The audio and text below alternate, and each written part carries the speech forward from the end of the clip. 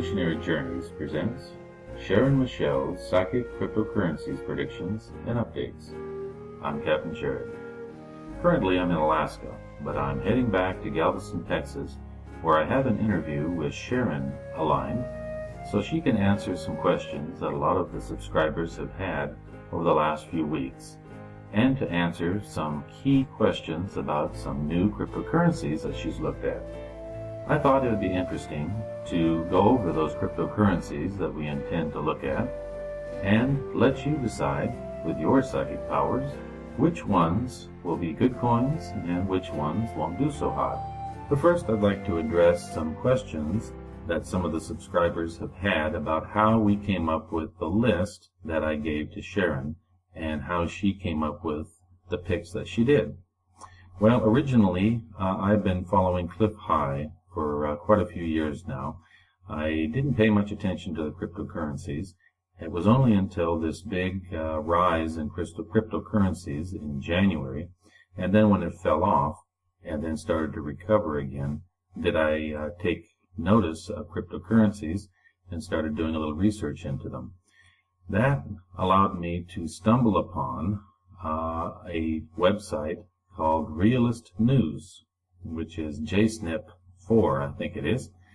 Quite the character. And I was keeping track of him and learning a little bit more about cryptocurrencies. He had a session with a woman called Michelle White Dove. Now, she's a psychic and also a professional, and she came up with a list on her website.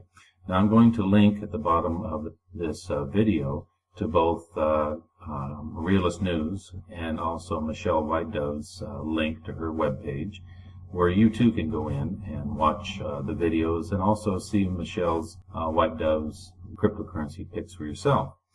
So, being married to a psychic, I thought, well, what better way than to get a double or triple check to see whether or not these cryptocurrencies are going to be successful.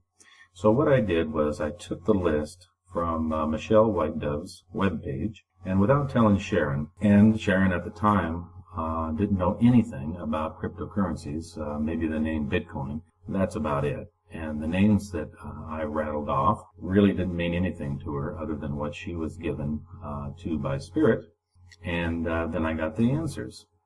So she did not have the list, and I did not tell her that I had a list from another psychic. I simply asked her about each individual coin so that I, as an investor, could double check to see whether or not these correlated with the other sources, which of course is Cliff High and Michelle White Dove and also Realist News. So I read each one to her, and Sharon didn't know what they were. She just gave me the information as I gave it to her.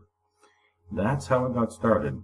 Now, it'd be easy to see, or I would say easy to correlate the idea that she is, quote, ripping off, unquote, Michelle White Dove's list or Cliff High's list. Well, you got to start somewhere. So I figured by taking a list that was already under the limelight, by taking that list and rattling off those different cryptocurrencies, if they correlated together, in other words, if they all agreed, Cliff High's work, Michelle White Dove's work, and of course the picks that Realist News, JSNIP 4, came up, well, that would be better than not having anything at all when it comes to investing in cryptocurrencies. And because I've seen Sharon work and her accuracy, I was pretty excited to see the correlation of just about 95% of what Michelle White Dove had picked as good picks. Sharon, without even knowing what she had picked, came up with the same answers. Now that's pretty good. That's better than chance, my friends. So because we're not asking money, we're not opening up any kind of fund it. That's not our purpose here. The purpose was to basically educate people, to get them to think not only a little bit more about reality, the nature of themselves, that we're more than our sum parts, but also to benefit other people that are looking into cryptocurrency and would make some money doing so. So it's a win-win for everybody, and it wouldn't do me any good or anybody else any good if I cheated. If I gave Sharon the list, told her it was good, and she just simply faked it, that wouldn't do anybody any good and wouldn't do me any good with what I wanted to know, which was basically if they correlated together. And if they did, I would think the chances of them being good coins and good investments would be increased. Does that make sense to everybody? I hope so. So that's how it got started. Again, we're just doing this as a service. Take it as you will. This is not investing advice. We don't encourage you to bet the farm on any of this. In fact, Sharon and I are only sticking with the major coins. Stick with the main coins, Litecoin, Bitcoin, the major coins, especially the ones that are getting most attention. They have a better chance of getting funding. So a lot of the altcoins, tokens, as you will, you're really rolling the dice with those. In fact, there's only a few tokens that we've looked at that we feel will be successful. We can't go over all of them, obviously. There's a lot, over 1,000, I think. And the reality is they're not all going to make it. The reality is some of them are what they call crap coins, to be a little less blunt. There's a lot of scammers out there that are offering coins, gaining some revenue, and then just shutting down and walking away. That's what we want to avoid, obviously. So, with my psychic friend here and that of other people, by getting the same results blindly. Now, what I mean by blindly is asking a question without asking the question. For instance, if I said, what is the answer to question number 1? What is the answer, yes or no? Well, I didn't tell you the question. Now, if you got a yes, and Sharon got a yes, and Michelle Whitedove picked this coin, and Cliff High picked this coin, and Jay Snip over at Realist News picked the coin, and Dick Algeier and Daz Smith of Crypto Viewing picked the coin, I would think that that would be a more successful pick than just blindly throwing a dart onto a dartboard. That's what I mean by blind. It's very similar to remote viewing. And that's another thing. I'm also following the crypto viewing crowd, which I suggest that you also follow. I'll put the link down below. They also have a Patreon account that you can sign up to, and I would suggest doing that as well. One of the questions that we have here that I gave Sharon is one of the picks that Dick Algeier at Crypto Viewing, which is a remote viewer, also looked into and picked. So I wanted Sharon to look at that one as well on a blind question to see whether or not she got the same answer. You see what I'm trying to do here, folks? So there's no cheating. Again, it doesn't do me any good because I'm invested in these, and actually so is Sharon now. I hope that clears it up for some people.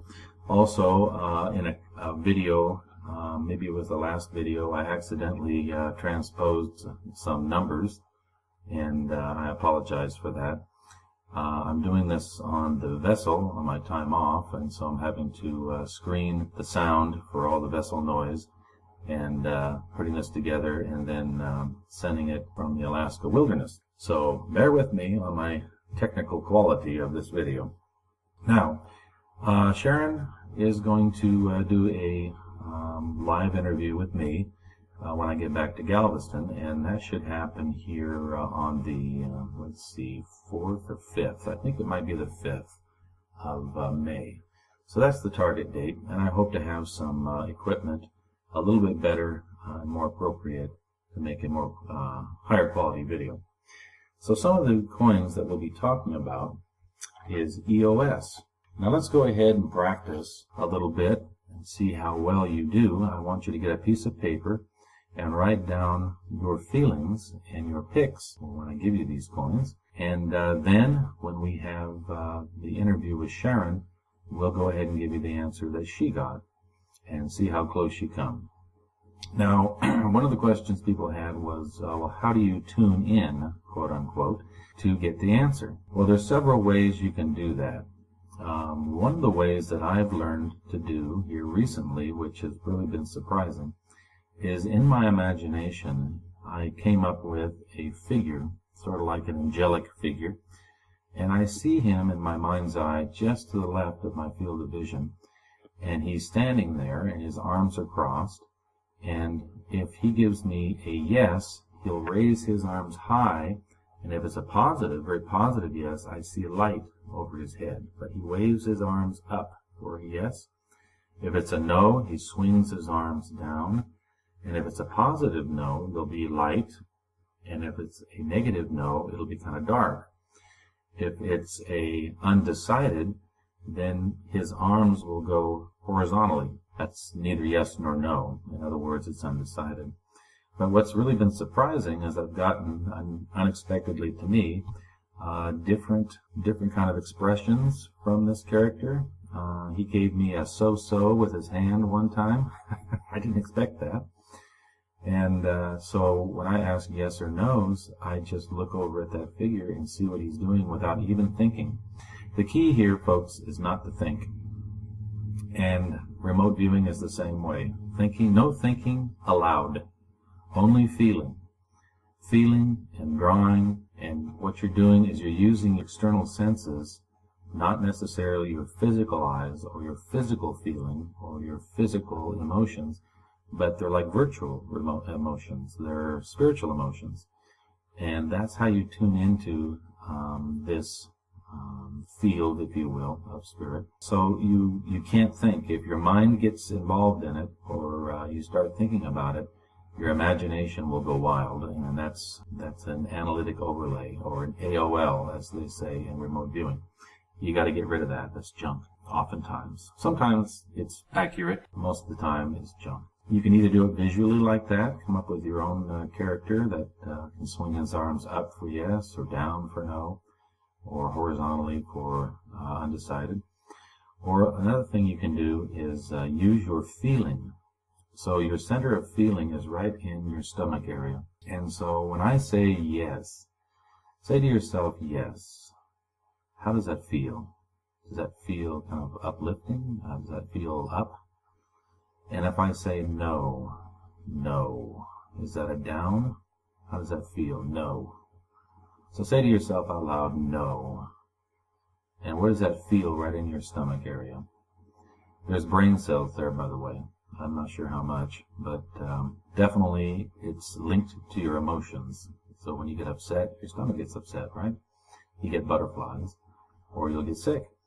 So there's a direct link to that center. According to Indian practice, there's a chakra, or an energy center, right there in your solar plexus area, your stomach area. That energy, if you focus in on how you feel, you can get information. So let's go ahead and try this now. So when I say EOS coin, EOS, what do you feel? Okay, that's not a yes or a no, of course, but I will ask a yes or no here shortly. But when I say EOS, do you get an up feeling, or is it kind of a nervous down feeling? Now for the question, will EOS go to $250 by September 2018? Yes or no? Now, if you used your little vision guy, did his arms swing up or did they swing down? It's a little bit of a work to do psychic work. After you get used to it, it comes automatically. What do you think, EOS? Now, the next coin is Dent. Will Dent rise fast or slow over the period of 2018? Yes or no? Will it rise fast or slow? I guess that's not a yes or no question. Will it rise fast? What do you get? Is this a good coin or a bad coin in your opinion?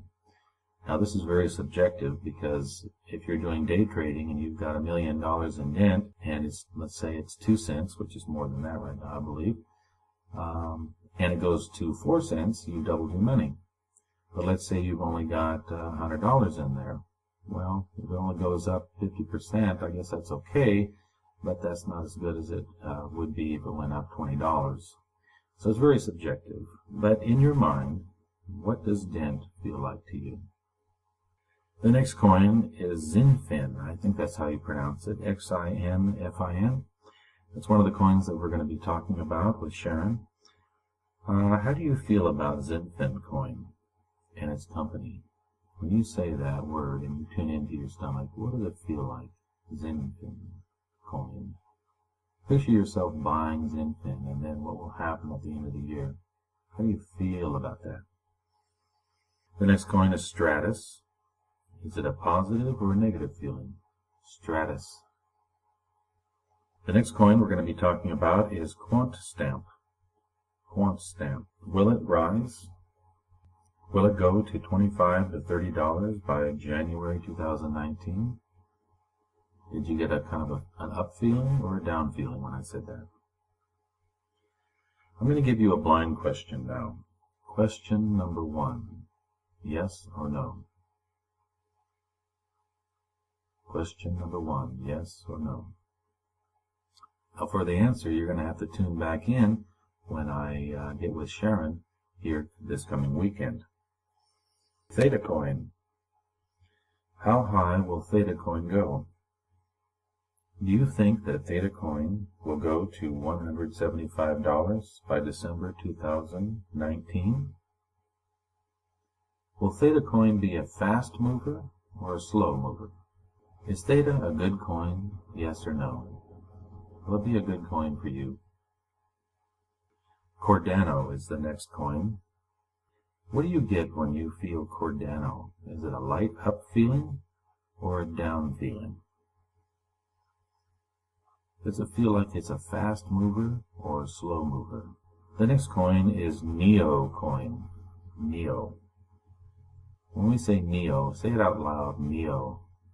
What does that feel like? And pay attention to your solar plexus when you say that. If you invested $500 in a Neo, by the end of the year, would you be happy or would you be sad? The next coin is red coin. Again, red coin. What does that give you? What's that feeling? Red coin. How do you feel about red coin? Stellar lumens, or stellar. Will stellar go up to $15 by Christmas 2018? That's a yes or a no. Write down your answer. And the last one, PayPie. PayPie. Do you think PayPie is going to have smooth sailing for the next 2 years? Is everything going to be just fine with PayPie? Yes or no? So these are some of the coins that we're going to be looking into with Sharon. And I hope you tune back in with us, and we'll give you the answers. So until then, this is Jared with Evolutionary Journeys, wishing you love, light, and clarity. Be well.